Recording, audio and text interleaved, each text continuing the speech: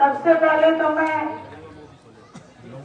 खेतर गांव की इस पावन धरती को प्रणाम करती हूँ और इस धरा पे आए मेरे पिता तुल्य बुजुर्गों, माताओं, बहनों, भाइयों और देश का उज्जवल भविष्य प्यारे बच्चों, आपको मैं घनी घनी राम राम करती हूँ। आज आपके बीच में बहुत ही आदरणीय संघर्ष के प्रतीक एलनाबाद से विधायक जल नायक अभय सिंह जी चौटाला, आप उनके साथ उमेश सिंह लोहान, श्याम सिंह राणा जी, कलीराम खेदर जी, हमारे प्रदेश के अध्यक्ष सुमित्रा जी, ललिता कांत जी और पूरी इंडियन नेशनल लोकदल की इकाई जो भी मंच पे आसीन है, मैं सबका दिल से धन्यवाद करती हूँ, अभिनंदन करती हूँ। आज ये परिवर्तन यात्रा आपके बीच में आई है और खेतर गांव से तो कहने की भी जरूरत नहीं, क्योंकि आप लोगों ने तो बहुत धरने दिए हैं। कितने दिनों तक तो आपने राखी के लिए यहाँ आप धरने पे बैठे रहे। आदरणीय अभय सिंह जी चौटाला आपके बीच आए, आपको समर्थन दिया, मैं आपके बीच आई, आपको समर्थन दिया। इसी तरीके से किसान आंदोलन में भी आप सबने 13 महीने तक संघर्ष किया। उस आंदोलन में भी आदरणीय अभय सिंह जी चौटाला ने अपने पद से इस्तीफा दिया और पूरे हिंदुस्तान का नाम पूरी दुनिया में, हरियाणा प्रदेश का नाम पूरी दुनिया में आज इतिहास में लिखा गया कि अगर हिंदुस्तान के 5000 एमएलए और एमपी में से कोई किसानी के पक्ष में अपना पद छोड़ के खड़ा हुआ तो वो आदरणीय अभय सिंह जी चौटाला हुआ। मैं आपकी बेटी हूं, मेरी चाची ताई सारी यहां बैठी है, मेरे ताऊ चाचा सब मेरे भाई यहां बैठे हैं।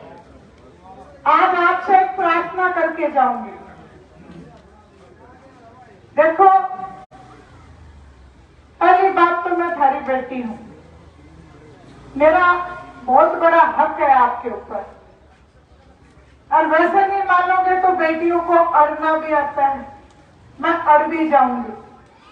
पूरे खेतर गांव में, पूरे डिस्ट्रिक्ट हिसार हमारा ये फर्ज बनता है कि जो दुख में हमारे साथ खड़ा हो, हम उसके साथ मजबूती से उनकी पीठ के पीछे खड़े हो जाएं, ताकि कोई भी अभय सिंह जी चौटाला की आंधी को रोक ना सके। हिसार से ये आंधी इतना बवंडर बनना चाहिए, कुरुक्षेत्र के मैदान से जब नया आगाज, जब नया ऐलान हो, तो पूरे हरियाणा प्रदेश में वो आंधी लाने का दायित्व हिसार डिस्ट्रिक्ट को ले लेना चाहिए। आज हम परेशान हैं बहुत ज्यादा, मेरी माताएं, बहनें, मेरी ताई चाची सारी इस महंगाई से परेशान है। हमारे बच्चे, जो हमारा भविष्य, उज्जवल भविष्य अंधकार में चला जा रहा है, नशे की गर्त में जा रहा है। उसका कारण बेरोजगारी है।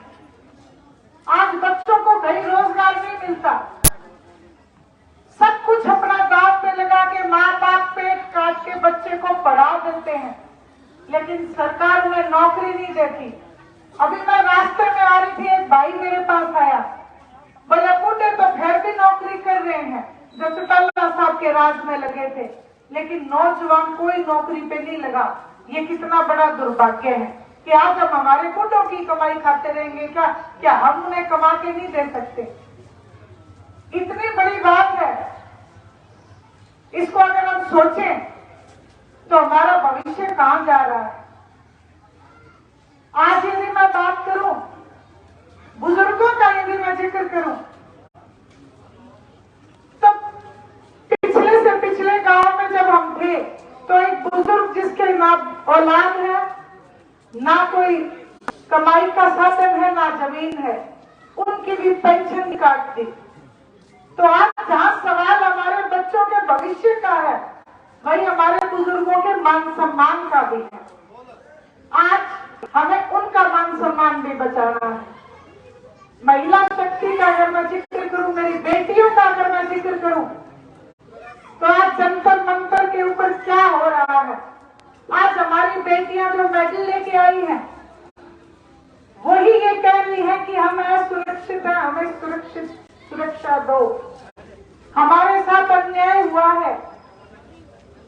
आप ये सोचे, जब वो बेटियां सुरक्षित नहीं है, तो आम घर की मेरी बेटी कैसे सुरक्षित रह सकती है। ना कोई कॉलेज लड़कियों के लिए, ना कोई स्कूल लड़कियों के लिए, ना कोई कॉलेज जाने के लिए व्यवस्था है, ना कोई बस जाती है। बेटियां लटक लटक के बसों पे अपने, मैं यही कहूंगी, जीवन को दांव पे लगा के पढ़ाई करने जाती है। फिर अगर मैं बात करूं आप सबसे इस हरियाणा प्रदेश के प्रधानमंत्री जी की, इस हरियाणा प्रदेश के मुख्यमंत्री जी की, तो कहते तो ये थे कि बेटी बचाओ बेटी पढ़ाओ। आज जब जंतर मंतर पे बेटियां बैठी हैं, संदीप सिंह एक कोच जो भारतीय जनता पार्टी का मंत्री है, उसके ऊपर कोई बेटी आरोप लगाती है, तो कहते हैं कि ये आरोप तो झूठे हो सकते हैं। जिनकी कथनी और करनी में फर्क है, आज हमें इस चीज के बारे में समझना पड़ेगा। अपने और पराये की पहचान करनी पड़ेगी। आज कई लोग ये कह देते हैं कि भाई कांग्रेस विपक्ष में है। आप एक मुद्दा मुझे ये बता दें, जिस मुद्दे के ऊपर कांग्रेस आपके साथ आके खड़ी हो। किसानी के पक्ष में जब आप लोग 3 काले कानून के लिए लड़ाई लड़ रहे थे, फोटो सारे खिंचाने आते थे, लेकिन त्याग पत्र देके आने की हिम्मत किसी में नहीं थी। वहीं अभय सिंह जी चौटाला जब विधानसभा में किसानों के लिए एक गंभीर मुद्दे के ऊपर सवाल कर रहे थे कि किसान कर्जे की वजह से कितने किसानों ने आत्महत्या कर ली और किसानों के ऊपर कितना कर्जा है, वहां पे सरकार को कहने की बजाय भूपेंद्र सिंह जी उठा खड़े होकर चुटकुले सुनाने लग जाते हैं, कभी शेरो शायरी करने लग जाते हैं। इसलिए आपको ये समझना पड़ेगा कि सही मायने में आपकी आवाज को कौन बुलंद कर सकता है।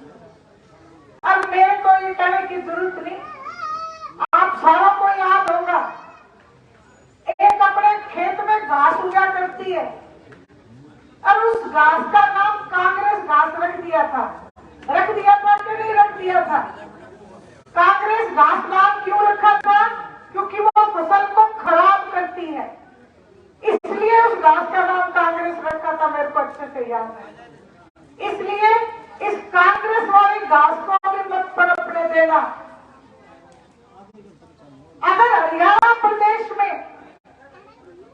किसी ने जनता के लिए लड़ाई लड़ी है और जनता के लिए काम किया है, तो केवल एक पार्टी है, इंडियन नेशनल लोकदल। चाहे वो जच्चा बच्चा की स्कीम लाके आई हो, चाहे कन्यादान राशि लेके आई हो, किसान को सबसे पहले मुआवजा देने की बात हो, बुढ़ापा पेंशन हो, और अभी मैं नहीं, अभय सिंह जी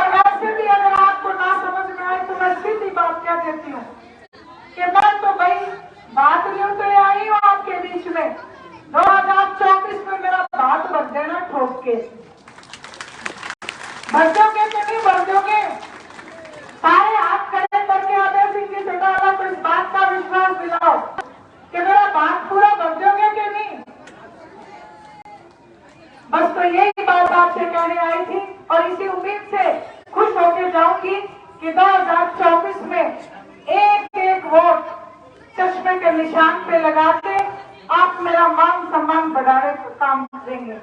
आप सब लोगों ने मुझे बोलने का मौका दिया, मुझे मान और सम्मान दिया। आपका दिल से बहुत बहुत धन्यवाद, आभार। राहुल